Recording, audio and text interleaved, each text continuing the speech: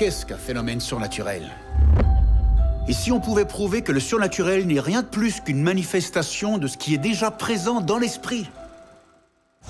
Les Âmes silencieuses mettent en vedette Jared Harris et Sam Claflin. Claflin qu'on a pu voir récemment dans Hunger Games: L'Embrasement, où il interprétait le personnage de Fennec.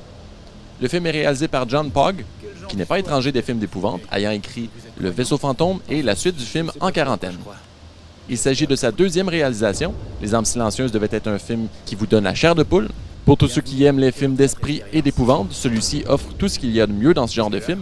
Des sursauts bien placés, une trame sonore bien travaillée et de manière originale, une atmosphère stressante apportée par des prises de vue très claustrophobiques.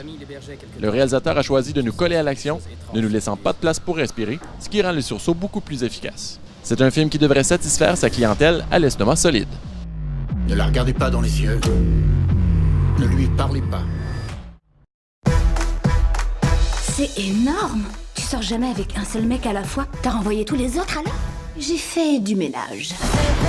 Aujourd'hui, je vous parle du film L'autre femme, qui est une réalisation de Nick Cassavetes, qui a réalisé bon nombre d'excellents films, tels que Ma vie pour la tienne et Les pages de notre amour. C'est un film léger mais vraiment drôle. Dans le film, on suit Carly, qui est campée par Cameron Diaz, qui est une femme d'affaires qui est récemment tombée en amour avec Mark. Elle semble filer le parfait bonheur. Après une annulation de dernière minute de la part de Mark, Carly décide d'aller surprendre l'homme qu'elle aime chez lui et tombe finalement sur sa femme. De là découlent toutes sortes de péripéties, d'autres maîtresses de découverte, des amitiés qui se forment, des magouilles étalées au grand jour. Bref, ce film déborde de rebondissements. Je crois que cette comédie sera attirer plusieurs personnes. On relaxe en écoutant ce film et on espère que ça finit bien pour ces trois filles auxquelles on s'attache au cours de l'histoire. Le choix des actrices est parfait. Sérieusement, elles m'ont fait m'esclaffer de rire plus d'une fois. J'ai adoré le film, j'ai trouvé divertissant du début à la fin. Merci beaucoup. Eh ben, il doit nous tromper toutes les deux parce que c'est pas moi. Oh, merde! Mais où est-ce que tu vas?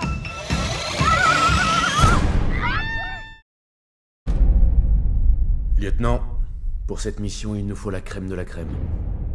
Le film Assaut extrême met en vedette Paul Walker. Il s'agit du dernier film complet auquel il a participé avant son décès en 2013. Le film est un remake quasi intégral du succès français écrit par Luc Besson, Banlieue 13. Il met d'ailleurs également en vedette David Bell, qui reprend le même rôle qu'il avait interprété dans Banlieue 13. Assaut extrême est rempli d'actions impressionnantes, dont des scènes de parcours bien chorégraphiées, des combats corps à corps et des poursuites en voiture. Le film m'a beaucoup surpris. Étant la première réalisation de Camille Delamare, on peut tout de même reconnaître le style bien propre à Luc Besson dans le film. Paul Walker est fidèle à sa réputation, y interprétant, comme il est habitué de le faire, un flic infiltré. Pour les amateurs de films d'action, Assaut extrême est un film à voir. Viens t'éviter quelques angoisses. Freeman Alexander a pas d'angoisse.